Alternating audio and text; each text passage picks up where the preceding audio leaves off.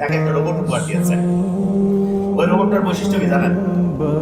কোনো কথা কয় না, কিছু করে না।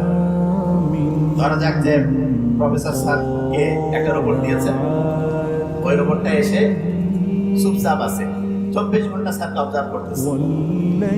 স্যার যেভাবে কথা বলে, যেভাবে খাওয়া দাওয়া করে, যেভাবে চিঠি লেখে, যেভাবে মোবাইলে কথা বলে, যেভাবে বন্ধুর সাথে আলাপ করে, সব নোট করতেছে।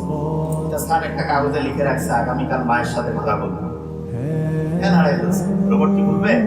সে চিন্তা করতেছে স্যারের খেয়াল হারাই গেছে, সমস্যা নেই। সে ফোন দিয়া মার সাথে কথা বলছে। হঠাৎ করে স্যারের মনে হয়েছে, কিরে মায়ের সাথে কথা বলি নাই। মাকে ফোন দিছে, বলছে বাবা তুমি একটু আগে আমার সাথে কথা বললাম। সব ঠিক আছে, একটু আগে কথা বললাম, খেয়ালই তো নাই। তারপর তার একটা জায়গায় একটা চিঠি লেখার কথা ভুলে গেছে। উনি আবার দ্বিতীয়বার লিখে পাঠাইছে।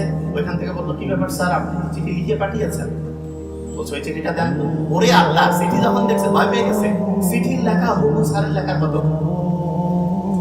স্যার এবার চিন্তা করতেছে আমি আর ডায়েরিতে লিখবো না, এবার মাথায় খালি মনে মনে চিন্তা করবো দেখি কি করে। স্যার মাথায় চিন্তা করতেছে যে আগামী ওই দিন ওই বন্ধুকে দাওয়াত দিব। ভুলে গেছে, সাধারণভাবে না লিখলে আমরা বলে যাই। স্যারের কথা ছিল যে সন্ধ্যা 7টায় ফোন দেবে। 7টা যখন বার হয়ে গেছে, 7:30 পৌনে 8টার দিকে স্যারের মনে হয়েছে, কিরে আমি তো ফোন দেয়নি।